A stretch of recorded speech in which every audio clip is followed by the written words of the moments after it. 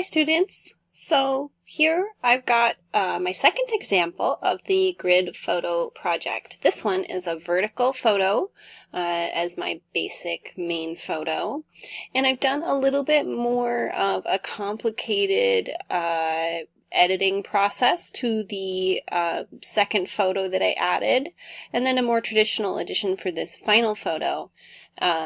And I did this all on purpose to create interest and really represent some of the more beautiful, peaceful scenes of this place that I was at. So to start with, I just, started with this main basic background photo. And then I selected another photo, this larger photo, to be covering up part of the photo. And I chose the bottom part of the photo because I thought this part up here was more interesting and beautiful. So here you can see the original photo that I selected to use, and I think this photo is really cool too. And my favorite part of it is right here. So this is the part that I really wanted to bring the focus on. So what I had done is I actually used this selection tool here, and I drag the selection tool around on this picture to select the areas I want. So like here, I'm just going to select this whole area and make, as you can see, a rectangle. And then I can add more space to it. So here, if I press down Shift, notice there's a little plus that appears on, and that means that you're adding to the selection. So here, I'm just making another slice. And see, now it's become an uneven edge. And I want to even make it more uneven still. Oh, but I have a piece that I don't like there. So if you end up with these weird edges, you can just fix those by holding down Shift. So this whole time I've been holding down Shift to do this. So I will continue to do that. I'm trying really hard not to get any of the white because I realized it's really, really bright, that white. And I don't want it to distract from the picture that I already have up. And so I'm trying really hard not to get any of the white. And that's why I keep taking little chunks off. So now you can see I have this whole area selected. And I think I'm going to do, just for fun and interest, one extra slice right there. Cool. All right. So now it's an uneven edge.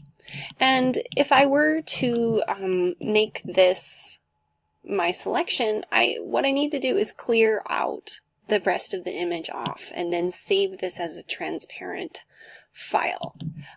So to do that, I'm going to select the inverse. So instead of, if I were to take the eraser right now and just go over this, it would just erase the image. It would erase what's selected. So I have to select and then select the inverse. So I go to the menu, select, and then inverse. And now it only has this part up here. The other thing that I know is that if it's this background layer, it will always leave a white behind instead of making it transparent. So the other thing I need to do is go over here where it says layers and right click on this and choose duplicate layer. And then you can change this if you want, but I'm just going to leave it as background copy. And then notice how next to the layers there's like this little eye. If I turn off the eye, it makes that one now invisible. So now I have a background copy and I have the main background invisible. So now when I erase, I get this like funny checkerboard, which means that it's transparent. Okay? So now I have created that cool edge, which is much like the one that I made earlier. So here you can see this is the one I made earlier. This is the one I made just now. And then to make it into something transparent, you need to save it as something that's a file that supports transparency. So I usually use a GIF. So I go save as, and then I choose a file format. And here it says CompuServe GIF. GIF. So I choose that, and then I press save. But I probably want to change the name. I want to add new because I made this already and I don't want to end up with, yeah. So here's the new one.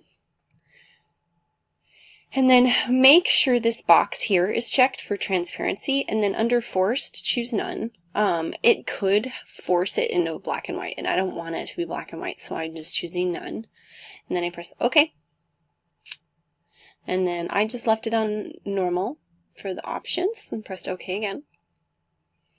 And then now I have that file, and if I wanted to, I could place it on top of here, just like I did earlier. So I'll go ahead and do it just so you guys can see the process. So here I'm scrolling down until I see the file that I want. In this one, it's 109 new because I already made a different 109 that's a GIF that I placed earlier. So yeah.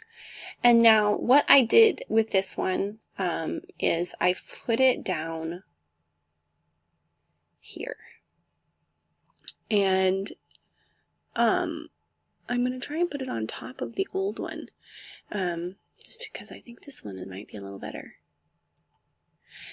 And that's really what you're doing. And if you need to resize, like before, you just click and you can hold down Shift and you can change the size. In this case, I liked it the size it was because it fits perfectly across the side, and I want it to do that, and I want it to highlight this beautiful thing that I had there. I'm not going to place this one, but if I were happy with where it was, I would go to place, right, again to get rid of the X and make it look like it's all one. Instead, I'm going to press cancel, which is going to make it disappear. That's because I've already placed all this and made this into a final JPEG file, and I don't want to save and redo everything again. But remember, when you're doing this and you're thinking about where these photos are going, you really want to try to maintain a balance to the photo.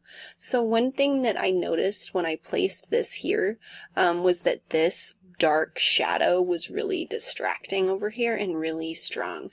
And so I chose this small photo with a bright color and lightness to the background of it in that corner to counteract that darkness and kind of keep your eye going back into the picture. So that was deliberately, there's a deliberate contrast there and interest. It also points out these this beautiful plant. It's like a silver dollar plant, I think it's called. But anyway, it has these really, really papery, pretty seed pod things. And then I purposely chose this uneven selection edge just as a way of leading the eye back, because I think it's neat the way that it leads you back into the back of this picture, and it's almost like this moss is like a rock in the foreground or something. But think about that. You want it to all seem like it makes sense, like there's a reason it's like this. You know, you don't want it to just be a bunch of photos stacked on top of each other. So put some thought into where they go and what you want them to look like.